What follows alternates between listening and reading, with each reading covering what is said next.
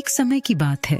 एक गांव में एक मूर्तिकार रहता था। मूर्तिकला के प्रति अत्यधिक प्रेम के कारण उसने अपना संपूर्ण जीवन मूर्तिकला को समर्पित कर दिया था। परिणामतः वह इतना पारंगत हो गया था कि उसकी बनाई हर मूर्ति जीवंत प्रतीत होती थी।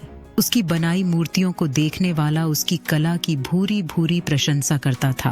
उसकी कला के चर्चे उसके गांव में ही नहीं बल्कि दूर दूर के नगर और गांव में होने लगे थे। ऐसी स्थिति में जैसा सामान्यतः होता है वैसा ही मूर्तिकार के साथ भी हुआ। उसके भीतर अहंकार की भावना जागृत हो गई। वह स्वयं को सर्वश्रेष्ठ मूर्तिकार मानने लगा।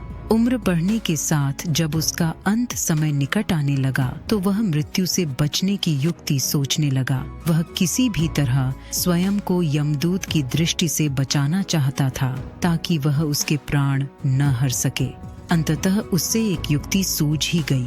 उसने अपनी बेमिसाल मूर्तिकला का प्रदर्शन करते हुए 10 मूर्तियों का निर्माण किया। वे सभी मूर्तियां दिखने में हूबहू उसके समान थीं। निर्मित होने के पश्चात सभी मूर्तियां इतनी जीवंत प्रतीत होने लगी कि मूर्तियों और मूर्तिकार में कोई अंतर ही न रहा। मूर्तिकार उन मूर्तियों के मध्य जाकर बैठ गया। युक्तिनुसार यमदूत का उसे इन मूर्तियों के मध्य पहचान पाना असंभव था। उसकी युक्ति कारगर भी सिद्ध हुई। जब यमदूत उसके प्राण हरने आया तो 11 एकसरी की मूर्तियों को देख चकित रह गया। वह उन मूर्तियों में अंतर कर पाने में असमर्थ था, किंतु उसे ज्ञात था कि इन्हीं मूर्तियों के मध्य मूर्तिकार छुपा बैठा है। मूर्तिकार के प्राण हरने के लिए उसकी पहचान आवश्यक थी। उसके प्राण न हर पाने का अर्थ था प्रकृति के नियम के विरुद्ध जाना। प्रकृति के नियम के अनुसार मूर्तिकार का अंत समय आ चुका था। मूर्तिकार की पहचान करने यमदूत हर मूर्ति को तोड़कर देख सकता था, किंतु वह कला का अपमान नहीं करना चाहता था। इसलिए इस समस्या का उसने एक अलग ही तोड़ निकाला।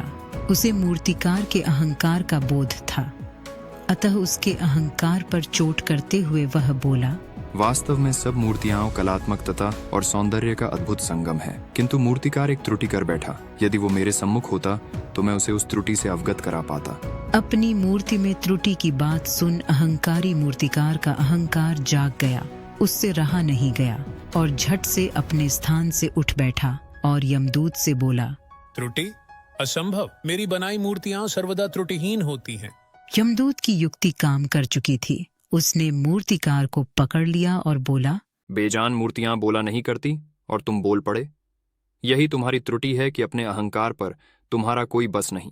यह बोलकर यमदूत मूर्तिकार के प्राण हर यमलोक वापस चला गया।